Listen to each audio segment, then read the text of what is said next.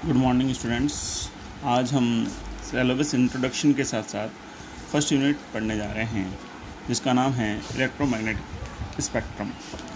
इसे स्टार्ट करने से पहले मैं आपको थोड़ा सा सिलेबस इंट्रोडक्शन बता देता हूँ। जैसा कि अपने केमिस्ट्री है, केमिस्ट्री में अपने पास 3 बुक्स हैं: inorganic chemistry, organic chemistry and physical chemistry. Inorganic, organic, physical chemistry तीनों विषय का जो पेपर होगा 50 मार्क्स का, 50 नंबर का पेपर होगा, चाहे वो ऑर्गेनिक हो, चाहे फिजिकल हो या इनऑर्गेनिक हो। ईच पेपर में यानी 50 मार्क्स को 3 पार्ट में डिवाइड किया गया है: पार्ट ए, पार्ट बी और पार्ट सी। पार्ट ए में जो क्वेश्चन आएंगे 10 क्वेश्चंस होंगे और ईच क्वेश्चन 1 मार्क कैरी करेगा। और ये 10 के 10 क्वेश्चन कंपलसरी क्वेश्चन हैं, यानी कि ये अपन को 10 मार्क्स अवेलेबल करवाएंगे पार्ट ए में। पार्ट बी की जो बात है उसमें ईच यूनिट से, फ्रॉम ईच यूनिट से 1 क्वेश्चन, वो भी अथवा में आएगा। ठीक है, तो इस तरह से 5 क्वेश्चन होते हैं और ईच क्वेश्चन 3.5 मार्क्स का है, तो टोटल मार्क्स हो गए 17.5 मार्क्स। और पार्ट सी में ईच यूनिट से 5 क्वेश्चन आएंगे और इसमें से एनी 3 अपन को अटेंड करने होंगे। अगर एनी 3 अपन क्वेश्चन अटेंड करते हैं तो और ईच क्वेश्चन 3.5 मार्क्स का है, 7.5 मार्क्स का है, तो 22.5 ये मार्क्स हो गए। तो ओवरऑल जो मार्किंग हो गई 50 मार्क्स की हो गई। तो अगर आपको अच्छे मार्क्स सिक्योर करने हैं तो सबसे मेजर जो होना चाहिए वो आपका यूनिट या पार्ट सी पे होना चाहिए, क्योंकि अपने जो मेन क्वेश्चन हैं 3 मार्क्स के जो क्वेश्चन आएंगे, उन 3 मार्क्स के क्वेश्चन अपन को बहुत कुछ फ़ायदा कर सकते हैं। तो आज जो इंट्रोडक्शन की बात है वो अपन ऑर्गेनिक केमिस्ट्री से शुरू करेंगे। ऑर्गेनिक केमिस्ट्री में अपने पास क्या क्या है, चलिए देखते हैं। ऑर्गेनिक केमिस्ट्री की कितनी यूनिट्स हैं। ऑर्गेनिक केमिस्ट्री में जो 50 मार्क्स का पेपर बनेगा अपने पास, उसमें यूनिट फर्स्ट है electromagnetic spectrum absorption series. Electromagnetic spectrum या एब्जॉर्प्शन सीरीज़ को अपन EM वेव्स या EM स्पेक्ट्रोस्कोपी भी बोलते हैं। सेकेंड यूनिट है alcohol and phenol. Third unit है aldehyde and ketones. Fourth unit है carboxylic acid, ethers and epoxides. और फिफ्थ यूनिट है ऑर्गेनिक कंपाउंड्स ऑफ नाइट्रोजन, यानी कि नाइट्रोजन के जितने भी कंपाउंड्स हैं वो सारे इस यूनिट में कवर होंगे। लेकिन आज जो अपन स्टार्ट करेंगे वो इलेक्ट्रोमैग्नेटिक इंडक्शन या इलेक्ट्रोमैग्नेटिक स्पेक्ट्रम से स्टार्ट करेंगे, जो एब्जॉर्प्शन स्पेक्ट्रम है। वैसे स्पेक्ट्रम 2 प्रकार के होते हैं, एब्जॉर्प्शन भी होता है, अवशोषण भी होता है, उत्सर्जन भी होता है। Now let's start electromagnetic spectrum. जैसा कि आपको नोट्स में दिख रहा होगा, इलेक्ट्रोमैग्नेटिक स्पेक्ट्रम की अगर अपन बात करें तो सबसे पहली शब्द आता है स्पेक्ट्रोस्कोपी। स्पेक्ट्रोस्कोपी क्या होता है? तो इस स्पेक्ट्रोस्कोपी में क्या चीज़ें, कौन सी तरंगों का इस्तेमाल किया जाता है? तो इन तरंगों का इस्तेमाल किया जाता है विद्युत चुंबकीय तरंग। वे तरंगे जिनके तरंग संचरण की दिशा, चुंबकीय क्षेत्र, विद्युत क्षेत्र तथा तीनों परस्पर लंबवत होते हैं, इन तरंगों को विद्युत चुंबकीय तरंगे कहते हैं। ये तरंगे या विकिरण, विद्युत क्षेत्र तथा चुंबकीय क्षेत्र एक दूसरे, ये जैसा आपको डायग्राम में दिख रहा होगा, जैसे ये विद्युत क्षेत्र अपन ने बना दिया, ये चुंबकीय क्षेत्र हो गया और ये हो गया तरंग संचरण की। तीनों इस डायरेक्शन में होंगे, यानी तीनों एक दूसरे के परपेंडिकुलर 90 डिग्री पे होंगे। ठीक है, जैसे ये अगर अपन इसको विद्युत क्षेत्र समझते हैं तो ये चुंबकीय क्षेत्र हो गए और ये तरंग संचरण की दिशा होगी। तीनों एक दूसरे के साथ 90 डिग्री का एंगल बनाएंगे। ठीक है ना। इसी तरह अब इन EM वेव्स में कौन कौन सी तरंगें आती हैं? तो इन EM वेव्स में आती हैं रेडियो वेव्स, रेडियो तरंगें। और कौन सी आती हैं? Microwaves, infrareds, visible, ultraviolet, X ray, gamma rays, radio तरंगे, सूक्ष्म तरंगे, अवरक्त तरंगे, दर्शीय तरंगे, पराबैंगनी तरंगे, एक्स किरण तरंगे और गामा रे। ठीक है, ये तो हो गया जो अपन स्पेक्ट्रोस्कोपी जब अध्ययन करते हैं तो उस स्पेक्ट्रोस्कोपी के दौरान कौन कौन सी तरंगों का उपयोग होता है। अब बात करेंगे विद्युत चुंबकीय स्पेक्ट्रम। विद्युत चुंबकीय स्पेक्ट्रम क्या होता है? पदार्थ के अणुओं व विद्युत चुंबकीय तरंगों की अंतःक्रिया से, यानी पदार्थ के जब भी अपन कोई ईएम वेव्स हैं किसी पदार्थ पर गिराते हैं, किसी भी पदार्थ पर गिराने पर क्या हो जाता है कि जब अपन इन ईएम वेव्स को उसके ऊपर गिराते हैं तो क्या होता है कि वो तरंगे उन पदार्थों के अणुओं से क्रिया करने लगती है।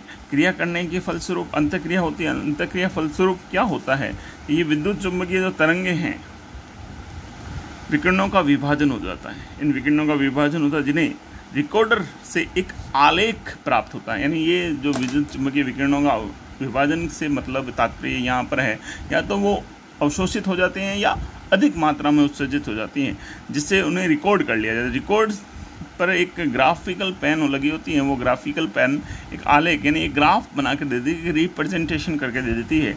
उसी रिप्रेजेंटेशन को हम विद्युत चुंबकीय स्पेक्ट्रम कहते हैं। और इस स्पेक्ट्रम के अध्ययन को अपन स्पेक्ट्रोस्कोपी कहते हैं। और इस स्पेक्ट्रोस्कोपी में अगर विद्युत चुंबकीय तरंगों का उपयोग हुआ है तो विद्युत चुंबकीय तरंगों का उपयोग होने के कारण हम इसे ईएम स्पेक्ट्रोस्कोपी कहते हैं। स्पेक्ट्रम बात करेंगे, जैसे अपने वहाँ टॉपिक जो है इलेक्ट्रोमैग्नेटिक स्पेक्ट्रम एब्जॉर्प्शन सीरीज़ है। इस एब्जॉर्प्शन सीरीज़ है, केवल अवशोषण सीरीज़ है, लेकिन वास्तव में जो स्पेक्ट्रम होते हैं वो दो प्रकार के होते हैं। स्पेक्ट्रम दो प्रकार के होते हैं, कौन कौन से? उत्सर्जन स्पेक्ट्रम और अवशोषण स्पेक्ट्रम। यानी उत्सर्जन स्पेक्ट्रम भी होता है और अवशोषण भी होता है, लेकिन अपने सिलेबस में केवल अवशोषण स्पेक्ट्रम है तो अपन अवशोषण स्पेक्ट्रम के बारे में स्टडी करेंगे। लेकिन उससे पहले अपन को इन दोनों को थोड़ा समझने की ज़रूरत होगी। तो पहली बात करते हैं उत्सर्जन स्पेक्ट्रम की। इस स्पेक्ट्रम में पदार्थ को ऊर्जा दी जाती है। देख, जैसे डायग्राम में है, पदार्थ को ऊर्जा दी जा रही है, तो इससे क्या होगा, जो जितनी अपन ऊर्जा दे रहे थे उससे ज़्यादा अंतःक्रिया होगी इन ईएम वेव्स के अणुओं के साथ और ज़्यादा ऊर्जा उत्सर्जित होगी, यानी ज़्यादा इंटेंसिटी। वो ऊर्जाएं जो उत्सर्जित हो रही है वो डिटेक्टर में चली जाएगी, डिटेक्टर से रिकॉर्डर में चली जाएगी और रिकॉर्डर में एक ग्राफ बनेगा। ये ग्राफ कैसा बना है? उत्सर्जन के कारण बना है, इसलिए इसका नाम दे दिया अपन ने उत्सर्जन स्पेक्ट्रम। और ये उत्सर्जन स्पेक्ट्रम का रेखीय निरूपण, देखिए ईएम वेव्स जा रही हैं और ईएम वेव्स जब पदार्थ के कणों से अंतःक्रिया की तो इन अंतःक्रिया के फलस्वरूप बहुत सारी तरंगें उत्सर्जित हुई और इन उत्सर्जितों को अपन ने किस में भेज दिया? डिटेक्टर में। डिटेक्टर से कहाँ चली गई? रिकॉर्डर में। फिर अगली बात की जाए अवशोषण स्पेक्ट्रम, जैसा नाम ही है अवशोषण होना चाहिए।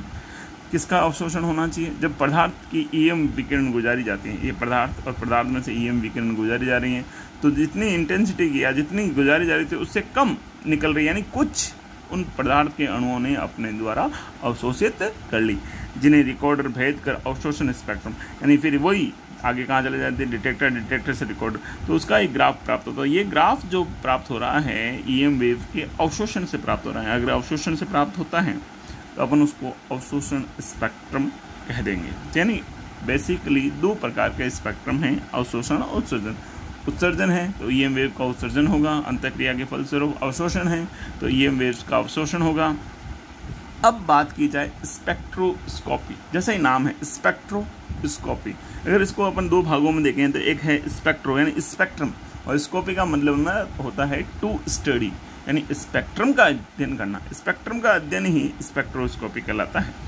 यहाँ पे स्पष्ट है, रसायन विज्ञान के वह शाखा जिसके अंतर्गत विद्युत चुंबकीय विकिरणों से प्राप्त स्पेक्ट्रम का अध्ययन किया जाता है।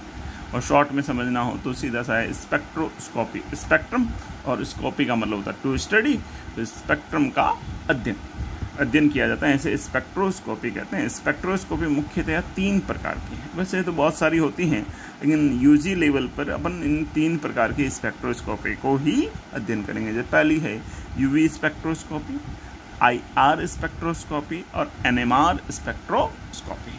ठीक है, तो सबसे पहले अपन बात करेंगे IR spectroscopy, UV spectroscopy. UV spectroscopy क्या कह रही है? यूवी, यू का मतलब अल्ट्रावायलेट, वी का मतलब विजिबल, यानी इस स्पेक्ट्रोस्कोपी में ईएम वेव्स जो इस्तेमाल होगी वो कौन सी होगी, या तो पराबैंगनी होगी या दर्शी होगी।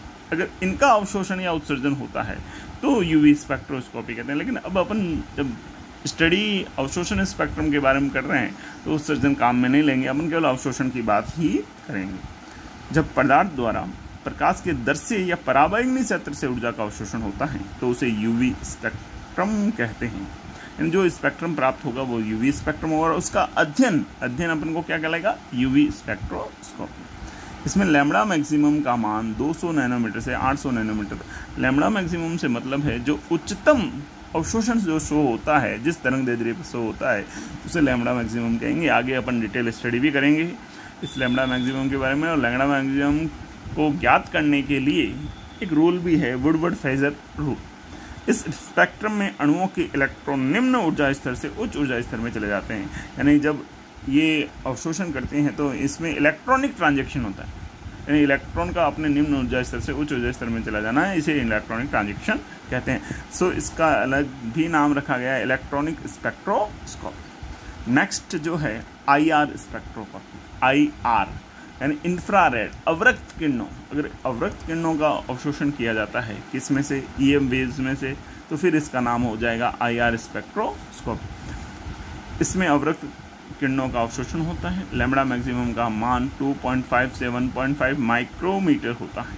इस स्पेक्ट्रम में विभिन्न प्रकार के कंपन, यानी जब IR का अवशोषण होता है तो कंपन, वाइब्रेशन प्राप्त होते हैं, इसलिए इसे कंपन स्पेक्ट्रोस्कोपी या वाइब्रेशनल स्पेक्ट्रोस्कोपी भी बोला जाता है। तीसरी चीज़ है NMR spectroscopy. NMR nuclear magnetic resonance spectroscopy. इसमें रेडियो तरंग या सूक्ष्म तरंगों का उपयोग किया जाता है। इसके लैम्बडा मैक्सिमम का मान 1 से 5 मीटर पर प्रदर्शित होता है। तो ये आज जो अपन ने स्टडी की वो केवल एक इंट्रोडक्शन था। नेक्स्ट क्लास में अपन यूवी स्पेक्ट्रम को डिटेल स्टडी करेंगे। धन्यवाद।